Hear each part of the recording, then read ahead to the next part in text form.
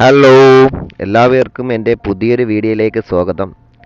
ഞാൻ ഒരു മാസത്തിന് ശേഷം ഇന്നലെയാണ് എൻ്റെ പോളണ്ടിലുള്ള എൻ്റെ വീട്ടിൽ തിരിച്ചെത്തിയത്.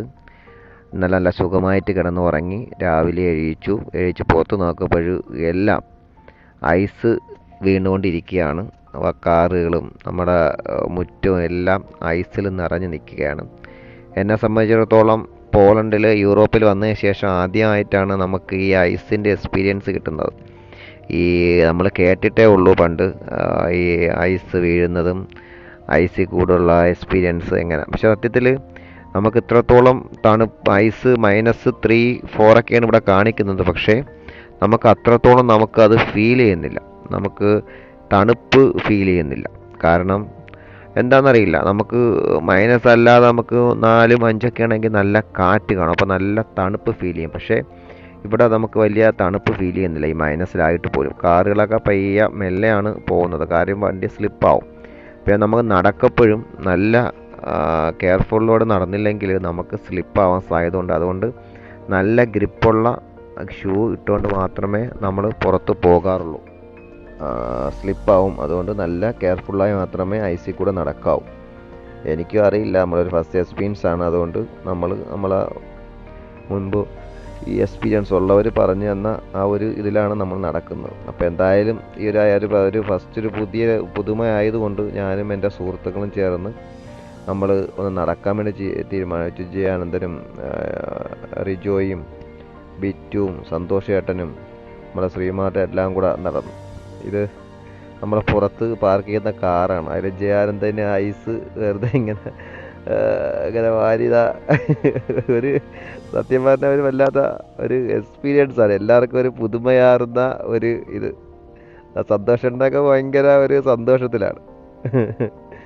അങ്ങനെ ജയാനന്ദനും ഞാനും സന്തോഷേട്ടനും റിജുവും എല്ലാവരും കൂടെ എങ്ങനെ ഇറങ്ങി നടന്നു.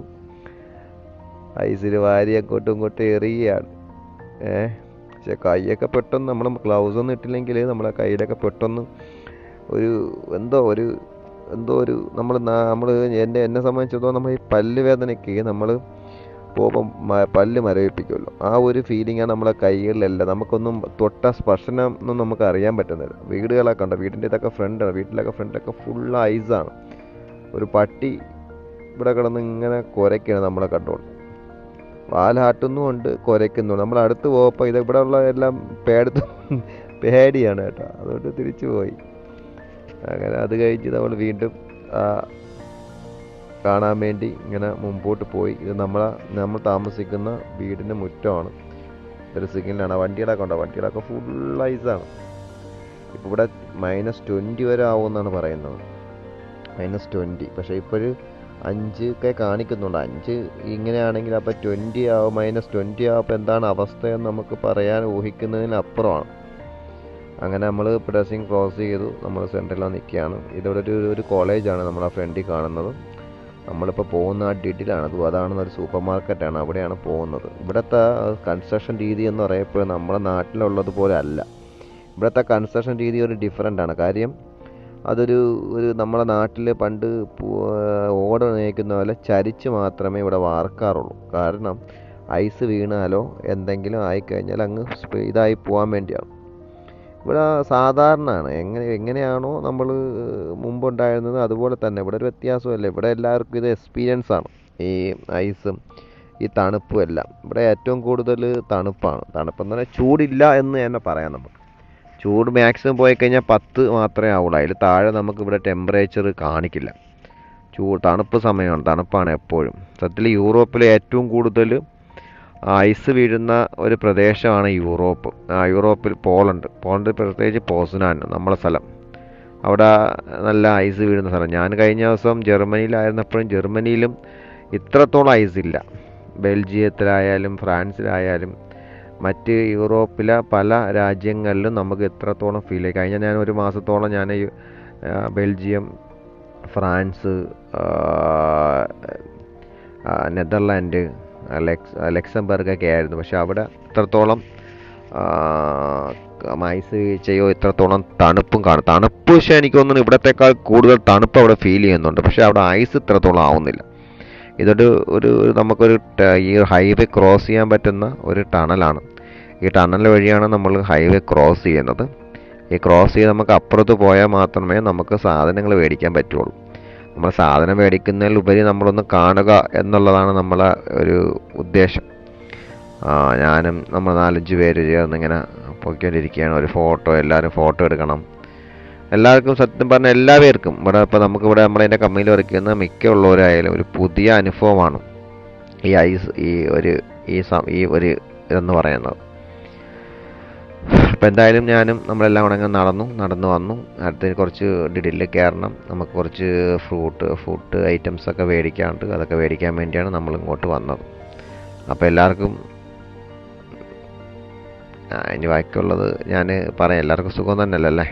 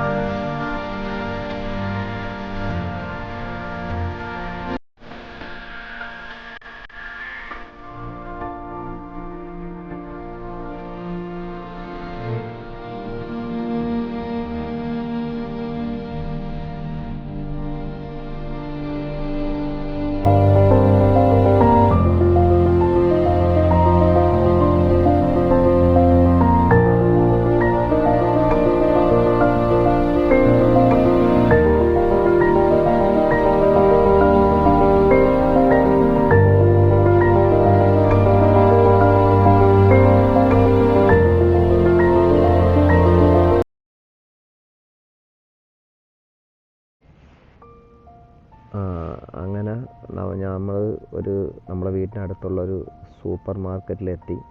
സൂപ്പർ മാർക്കറ്റിൽ എത്തിയതിന് ശേഷം നമ്മൾ കുറച്ച് സാധനങ്ങൾ മേടിക്കാനുണ്ടായിരുന്നു. അങ്ങനെ അങ്ങോട്ട് കയറി. എന്തായാലും നല്ലൊരു എക്സ്പീരിയൻസ് ആയിരുന്നു. എന്തായാലും തുടർന്നുള്ള ഇതുപോലുള്ള ഐസിന് സംബന്ധമായിട്ടുള്ള നമ്മുടെ ട്രാവലുമായി ബന്ധപ്പെട്ടുള്ള ഒരുപാട് വീഡിയോകൾ വരുന്നതാണ്. നിങ്ങളെല്ലാവരും സബ്സ്ക്രൈബ് ചെയ്യുക, ഷെയർ ചെയ്യുക, നമുക്ക് വേണ്ട നിർദ്ദേശങ്ങൾ നൽകുക. അപ്പോൾ എല്ലാവർക്കും സുഖമാണെന്ന് ഞാൻ വിശ്വസിക്കുന്നു. അതോടൊപ്പം തന്നെ അപ്പോൾ എല്ലാവരിടത്തും ഒരിക്കൽ കൂടി പറയുകയാണ്, എൻ്റെ ചാനൽ എല്ലാവരും സബ്സ്ക്രൈബ് ചെയ്യുക, ഷെയർ ചെയ്യുക. നമ്മൾ ഇവിടെ കോഫി ലാൻഡിൽ സാധനങ്ങൾ മേടിച്ചത് ശേഷം നമ്മൾ എൻ്റെ ഒരു സുഹൃത്തിൻ്റെ കടയിൽ പോയി കബാബും കഴിച്ചു. എല്ലാവർക്കും ബൈ.